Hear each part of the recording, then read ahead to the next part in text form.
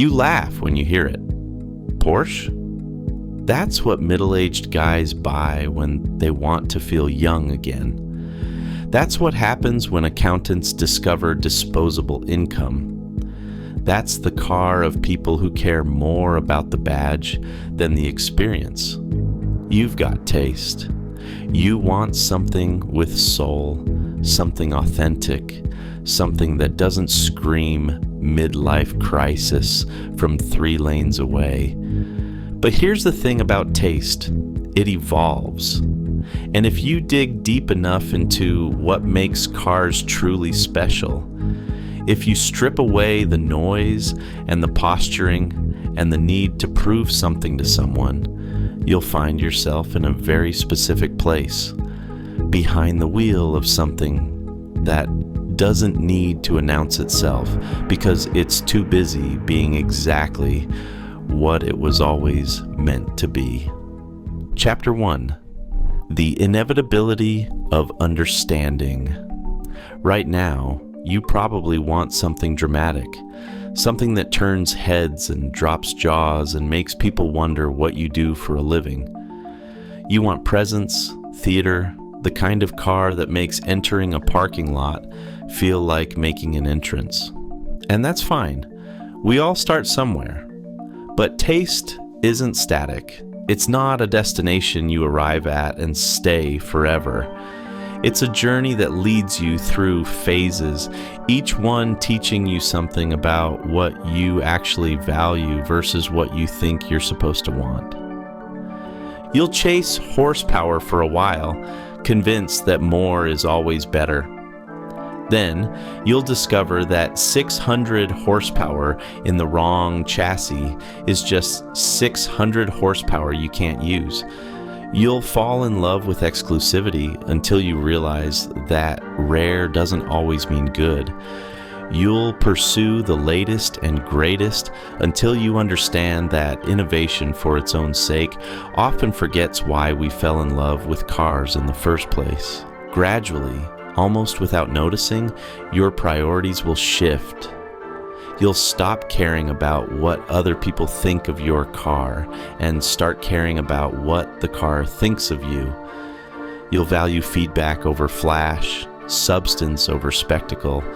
You'll begin to appreciate the difference between a car that demands attention and a car that earns respect. And that's when Porsche starts making sense, not as a status symbol or a fashion statement, but as the answer to questions you didn't know you were asking. Chapter 2. The Education of Desire. Your automotive education happens in phases, and each phase has its purpose. The boy racer phase teaches you about power and speed. The stance phase teaches you about aesthetics and community. The JDM phase teaches you about engineering philosophy and attention to detail. But eventually, if you keep going, you reach a phase that's harder to define. It's not about any single attribute, not power or rarity or heritage, but about the integration of everything that makes a car feel right. Balance, purpose, the sense that every component was chosen not just for what it does, but for how it works with everything else. This is where most people stop learning about cars and start understanding them. Where you realize that the best cars aren't the ones that excel in one area while compromising in others, but the ones that refuse to compromise at all. Where you discover that true performance isn't about maximizing any single metric, but about optimizing the entire experience. You start noticing things you used to ignore. How the controls fall naturally to hand.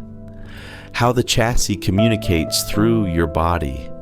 How the engine responds not just with power, but with precisely the right amount of power delivered exactly when you need it. You begin to understand that the most important performance figures can't be measured on a dyno or a stopwatch. They can only be felt in the moment when you and the car become a single entity. moving through space with perfect understanding. Chapter 3. The Porsche Realization. It doesn't happen all at once. No dramatic revelation, no sudden conversion. It's more like slowly tuning into a frequency you couldn't hear before. Maybe you drive one at a track day. Maybe a friend tosses you the keys. Maybe you just rent one for a weekend because everything else was taken. You expect it to be good. You don't expect it to be revelatory.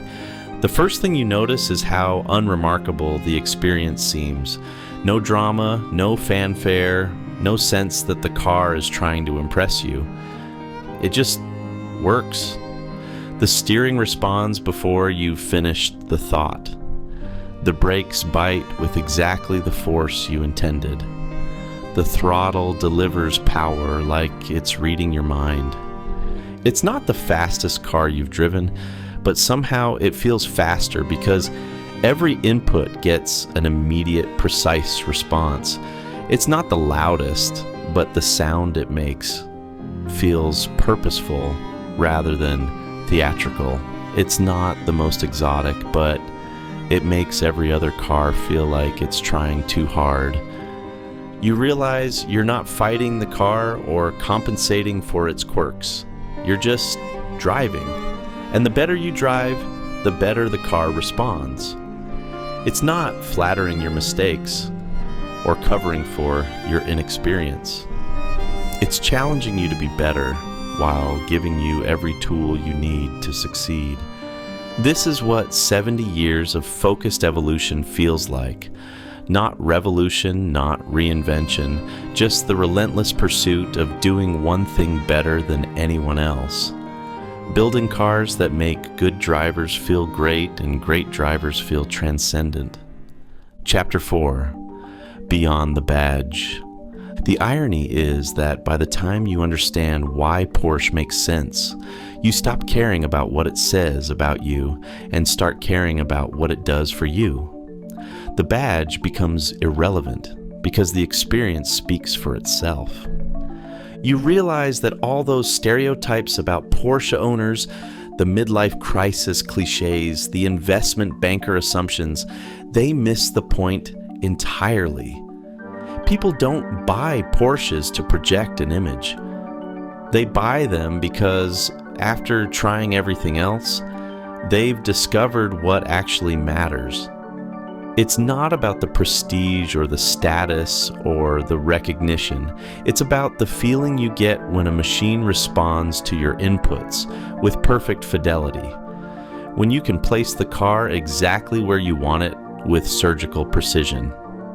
When the limiting factor isn't the car's capability, but your own skill. You stop explaining your choice to people who ask why you didn't get something flashier, something newer, something with more horsepower, because the question reveals that they haven't made the journey yet. They're still thinking about cars as objects to be admired rather than tools to be mastered. The 911 doesn't care about impressing strangers. It cares about impressing you.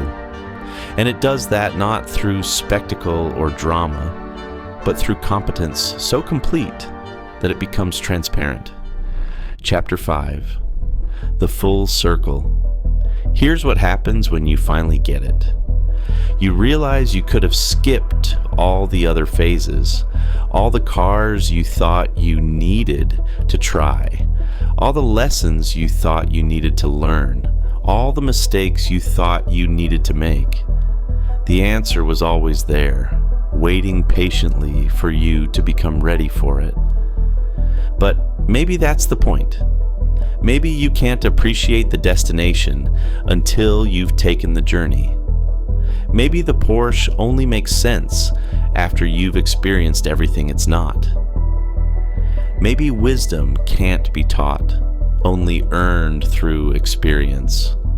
You look back at your automotive history, the projects that never quite worked, the cars that promised more than they delivered, the compromises you convinced yourself were character. and you don't regret any of it. Because it all led here, to this understanding, to this moment when you finally know what you want. Your dream car is a Porsche. Not because someone told you it should be, not because it's the logical choice, not because it makes financial sense, but because after everything else, after all the searching and trying and learning, it's the only car that feels like home. You just needed time to figure that out. And that's exactly as it should be.